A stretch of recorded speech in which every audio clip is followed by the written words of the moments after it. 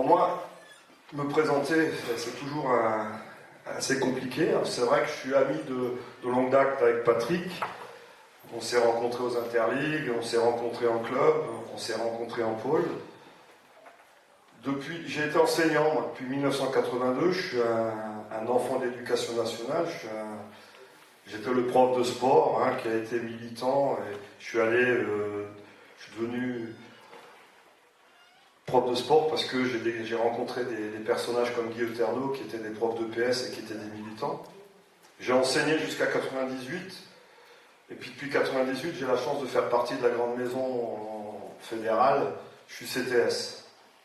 Depuis 99, je suis en charge du pôle espoir de Strasbourg.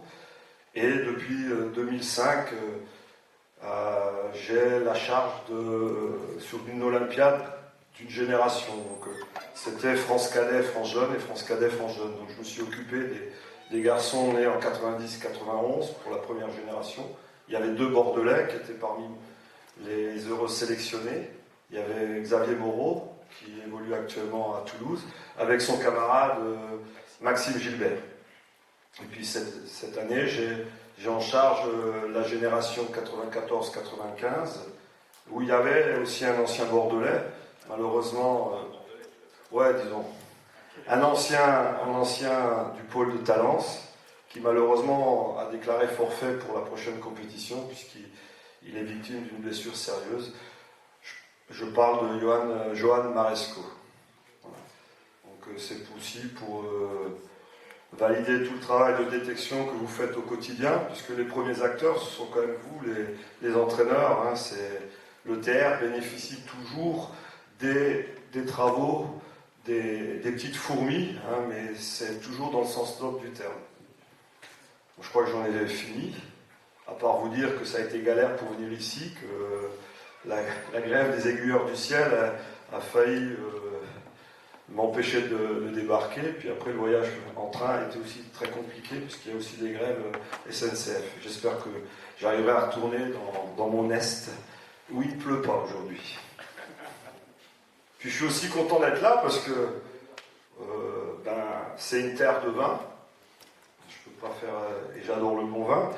Mais chez moi, c'est aussi une terre de vin.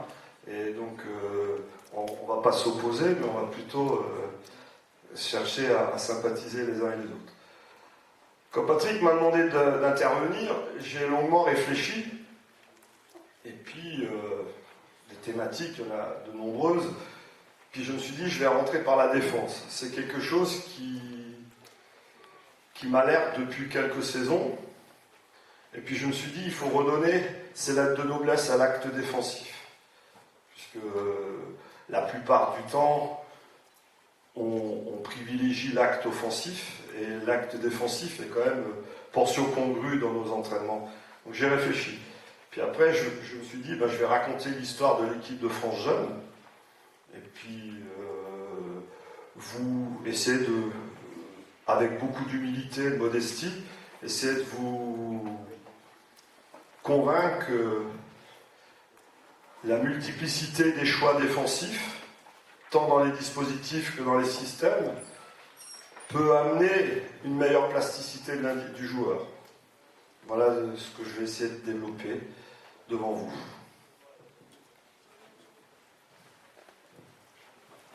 C'est pas moi qui gère l'écran. Tu peux lancer, mais ce qui m'intéresserait aussi, c'est que ça ne soit pas un monologue. Ça, c'est bon pour les politiques, les monologues, puisque quand ils monopolisent la parole, au bout d'un moment, on s'ennuie, puis on ne sait plus. Ce qui m'intéresserait, c'est qu'il y ait de l'échange. Donc, dès qu'il y a quelque chose qui vous interpelle, n'hésitez pas à lever la main ou à prendre la parole. Si vous êtes plusieurs, il faudra. Mais de façon à ce qu'on échange. Je crois que, comme l'a dit Patrick, les rendez-vous Guy Eterno et Guy, je n'ai pas eu la chance de le connaître aussi bien que Patrick, mais je l'ai rencontré une seule fois à un colloque CTS, et c'était surtout un homme de dialogue, un homme de partage. Et donc je crois qu'il faut qu'on garde cet esprit.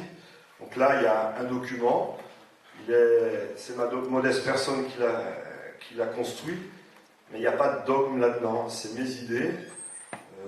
et j'espère surtout qu'elles vont vous questionner et qu'il y aura partage et échange. C'est parti.